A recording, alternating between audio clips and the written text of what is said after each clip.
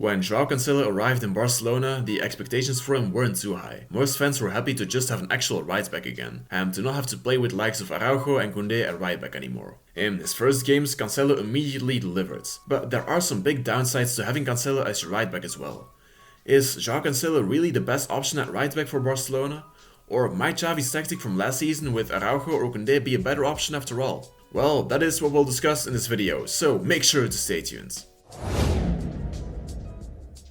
What does Joao Cancelo offer you as a right back? Well, in attack, he's the kind of fullback to shift into midfield and to help create the play. He's not the kind of fullback to stay wide and make overlapping runs like Balde does at the left. He's not that disciplined when it comes to just sticking to one position. He loves to roam and create. If you would play him as a creative 10, he would probably do very well. That is why, in games where Barcelona get a lot of space, Joao Cancelo is an absolute nightmare to defend against. As a defender, you have no idea where he will show up. He can dribble, he can play through balls, he can shoot, he's an attacking asset to say the least. Back in September, in the games against Real Betis and Antwerp, we might have seen the very best Joao Cancelo up till now. It's no coincidence that those were games where Barcelona were given lots of space. When Barcelona get less space though, it's harder for Joao Cancelo to really come to fruition. What is more is that his lack of discipline to stick to his position doesn't help Barcelona to play out from the back, while he also often tries to dribble from deep in midfield when it's really just unnecessary to do so. And in defense, it often means that Barcelona leave more space and concede more chances. Conceding more goals is acceptable as long as you score more goals as well. But in quite some games, Joao Cancelo hasn't really been as creative as in his first few games either. In games without too much space, his roamy way of playing makes it hard for Barcelona to really have a good pattern to build up attacks, while it also means that they leave more space open in behind. So is Jules Koundé or Ronald Araujo as a right back a better solution after all? Well, defensively, it's of course a way more solid way of playing. You're guaranteed to concede less goals with one of these two, as they will leave less space in behind them and as they're simply better at defending. Up till now in La Liga, on average, Joao Cancelo has been getting dribbled past 0.7 times per game, while that is 0.2 for Koundé and 0.1 for Araujo.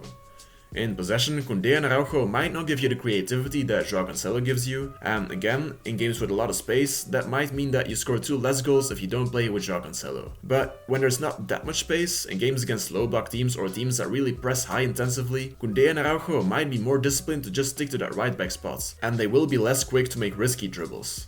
Also, when it comes to Ronald Araujo for example, people tend to underestimate that he can still be a danger in attack.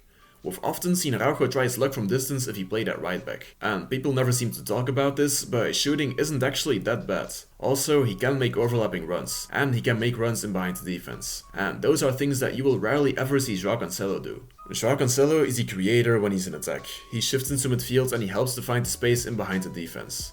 Araujo as a right back is more likely to make runs into that space himself. In Barcelona's squad right now, the midfield is stacked with names like Gundogan, Fermi Lopez, Pedri, you name it. All players who are creative and can play that pass in behind the defense. Do you really need Joao Cancelo to help create the chances? Barcelona might benefit more from Ronald Araujo as a right back. He's better at defending, he will stick to his position resulting in a more organized build-up, and he will still give Barcelona some value in attack. But what do you do with Joao Cancelo then? In the big games, it's undeniable that Ronald Araujo is a better option at right back. It's in those games that the intensity will be high and that you don't want to leave too much space in behind your defense.